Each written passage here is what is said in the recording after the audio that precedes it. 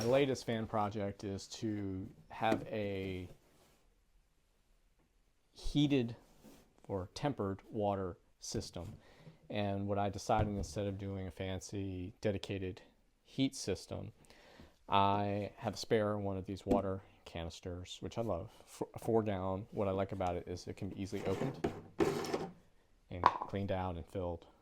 But what the idea I had was to use the solar dump capability of a Victron Blue Smart controller, have it set at a threshold of, I guess, 14 volts, and to start at 14 volts, and then anything below 11.7, or I think I set it a little higher.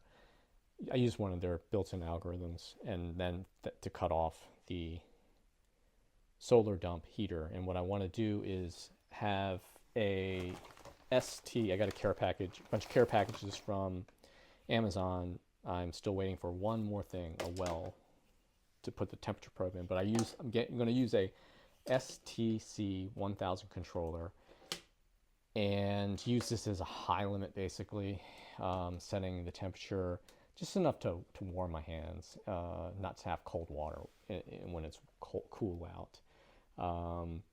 And just have this running all the time, and having the dump load, or the load coming off of the Victron controller, feeding through to feed a high current relay, and that relay is going to power a Denord 100 watt immersion well immersion heater.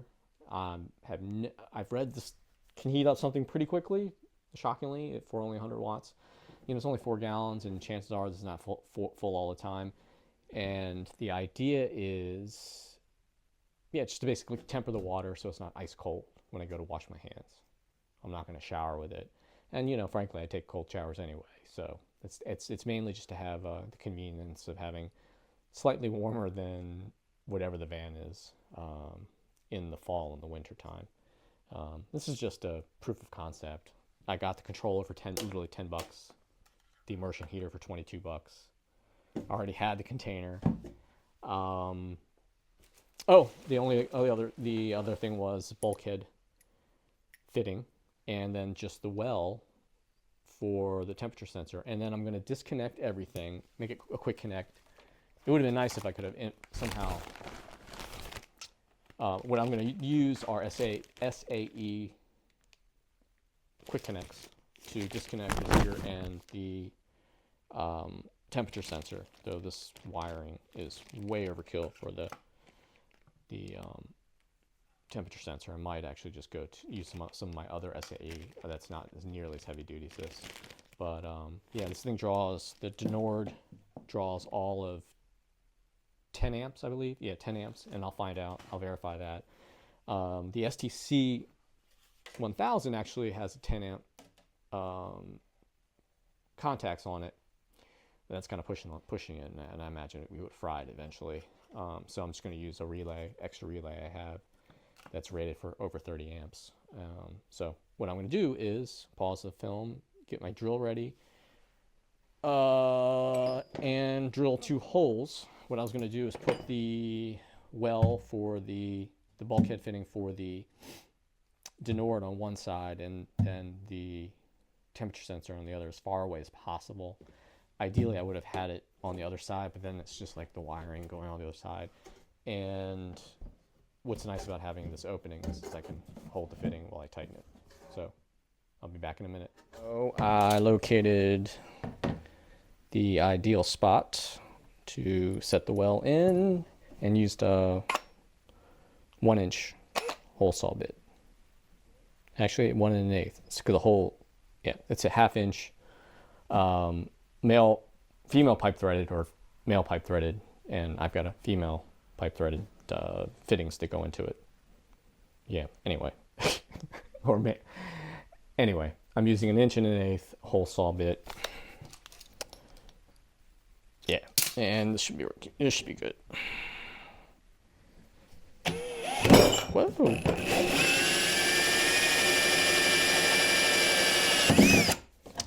Of quite easy, especially from a guy used to drilling holes into metal. Anyway, nice.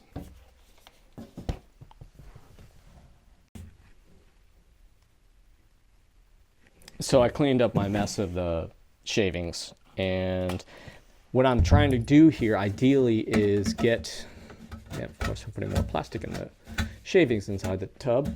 What I'm trying to do is get the immersion heater as low as possible, so I'm not constantly worried about fluid level.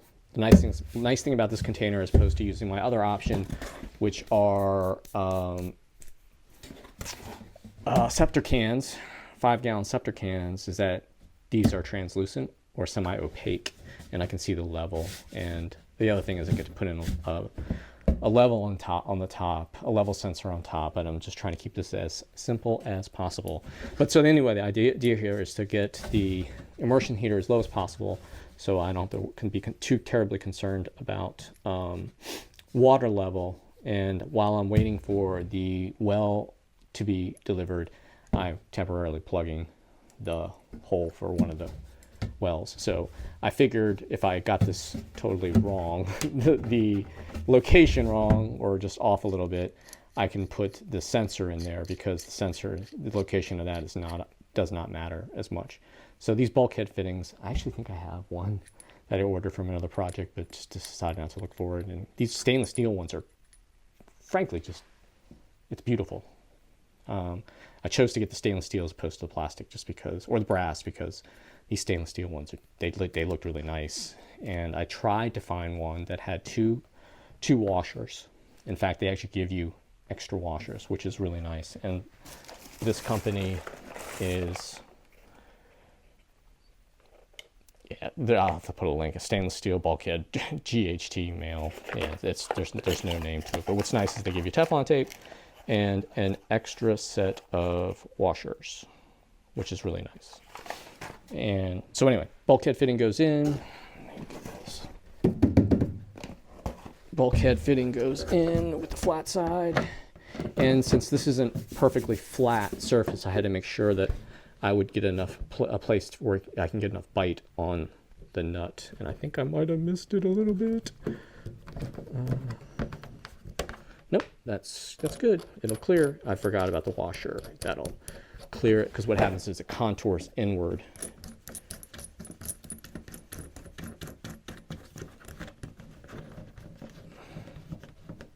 Yeah, this is actually kind of nice. Tighten it like that. I bet you that's watertight. That is actually pretty darn good. Totally clears all the stuff. And that's about as low as you can go. And so I'll take this plug out. I really don't like the way this plug fits. This Denord, I got some Teflon tape on it right here, slides into the heater. Man, my Teflon tape job is not great. So slides into the bulkhead fitting, like such. People complain that the wire is too thin of gauge. I will test it, because I'm using Wago connectors. And if I find it's overheating, I'll shorten it and try to keep it as short and sassy and as lossless as possible. What's nice is there is a silicone sleeve on the ends. So worst case, I cut it really, really short. And so the idea here is I'll use the SAE connector off of this. I got a heavier gauge. I think this is 14 gauge. It is 14 gauge, which is plenty for 10 amps.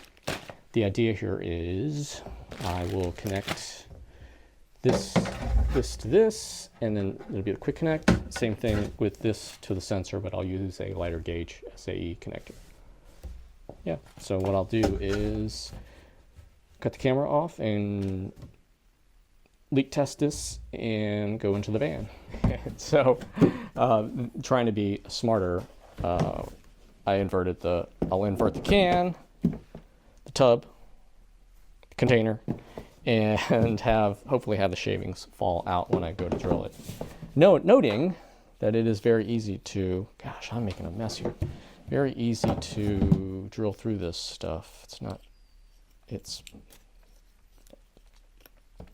1/8 of an inch thick, if that. Yeah. cuts through this like butter. So anyway,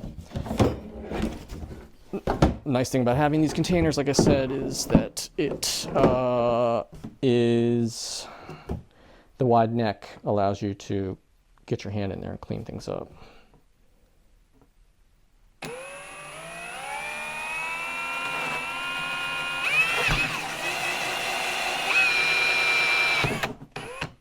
Wouldn't it be funny if I make more of a mess now doing it this way?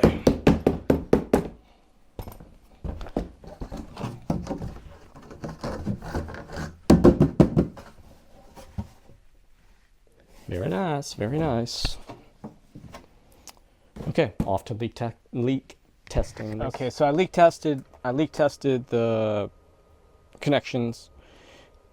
Oddly, there's only one small leak, and that's on the immersion well, the immersion heater, so I'll gotta take that out and seal that up a little bit more. But I was actually expecting the little plug I put in temporarily to be the leaker, but it's not gonna happen.